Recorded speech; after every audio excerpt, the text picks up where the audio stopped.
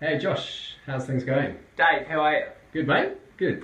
So you got your soccer ball there. You've been playing a bit of soccer. Yeah. Oh, sorry, I should say football. Well, football, yeah. And look, I thought it was a timely thing.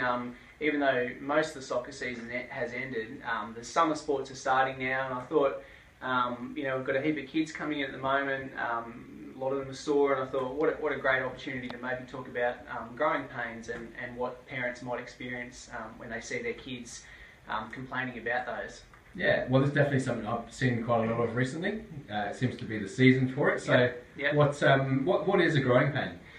Well, a growing pain is really a thing that a kid will complain about, usually related to sport and activity, and often in the lower limbs, although it can be in other places as well. But the key areas for growing pains are usually the hips, the knees, and the ankles, or predominantly the heels.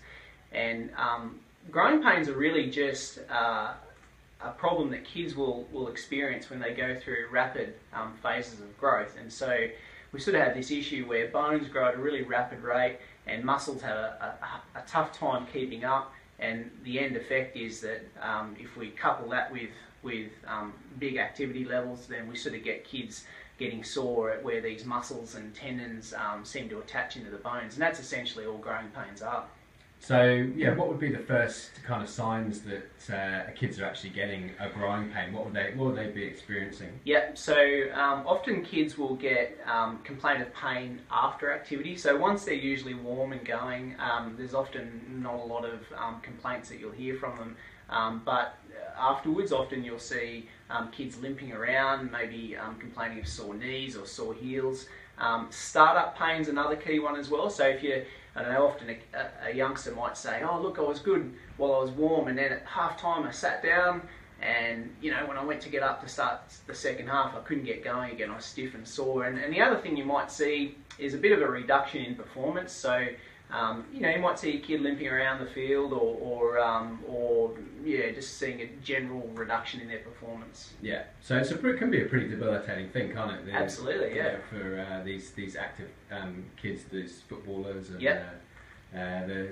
the tennis players, yeah, absolutely. Yeah. So what are a few things people can do to kind of stop this happening? Like, yeah, sure. Well, I mean, the easiest one is probably just activity modification. So what I always say is that if a kid is going into a training session or a game and they're already sore, then probably they're maybe doing too much, and you just need to have a look at their activity levels over the course of any given week. So I often sit down with mums and dads and weigh up how many sessions is little Johnny doing, and often it's like 8, 9 different running based sessions a week. And so I try and get mum and dad and their kids to try to prioritise which sessions they might like to attend, which sessions they can perhaps miss, and often with just a reduction in activity levels, things seem to settle down a little bit.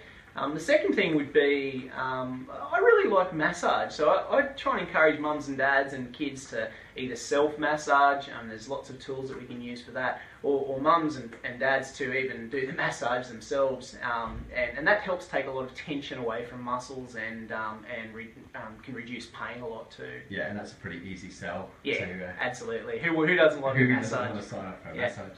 So when should parents consider bringing their kids in? Yeah, so ultimately when pain isn't well controlled or things persist on. I mean, I always go by the notion that kids generally get better. Like if kids are complaining constantly for a long period of time and things don't seem to be getting better, then that's probably a good indication. Limping is not a good one. If it's a limp that carries on well after a game's been played, several days after the sport's been